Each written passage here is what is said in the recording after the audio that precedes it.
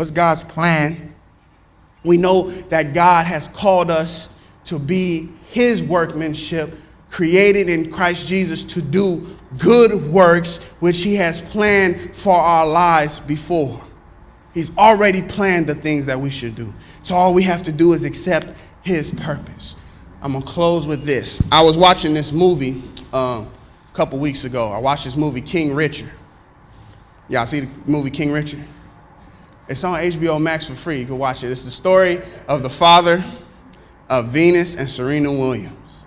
Now, I'm not bringing it up to say he was a good dad, bad dad, or that, the movie was like the best portrayal of him. I'm just bringing it up to point out this. The father had a plan for his children. And what I also realized after the fact was I wasn't even born, wasn't even old enough when they was coming up. And so some of you actually saw it firsthand when they began to win them tennis matches. Some of you may have actually seen what was happening. But what the movie shows is that the father had a plan.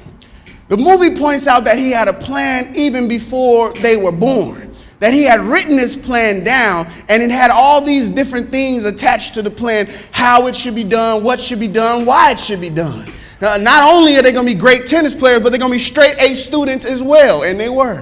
At one point in the movie, it says Venus can speak 4 different languages. How many can you speak? Okay, so we're not just going to build them up to be some athletes just because they can be athletic, but I got a plan for their life. I don't got a plan from 0 to 14. I got a plan for their life.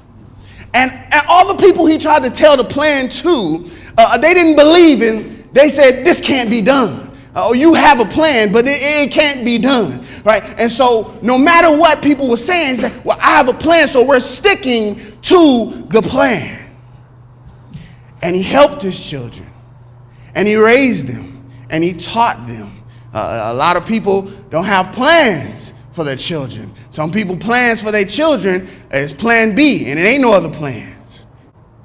He had a plan for his 2 daughters. And because of his plan, they didn't just become good tennis players. They didn't just become okay, win a few, get a couple dollars. No. These 2 are now renowned as the greatest. They're not just good, got a couple. No. These 2 are renowned as the greatest to ever play the game. Now you don't get to the greatest. They use this word GOAT, greatest of all time. You don't get to the greatest without a plan. And God, now we got to bring it back because we ain't in the tennis court, we in the sanctuary.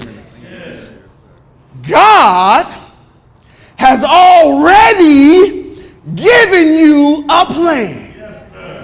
He's already given you a purpose. It's naysayers out there that's saying you can't never live up to that purpose. It's people that don't believe in God's plan. It ain't for them. But he's giving you a purpose and a plan. And his purpose and the plan is not for, come on, somebody get with me this morning. His purpose and his plan is not for you to just be an okay Christian or an okay person, but he wants you to be the greatest star. Come on, y'all. Not just okay. Not just I come to church. Not just I read sometimes. But the greatest star.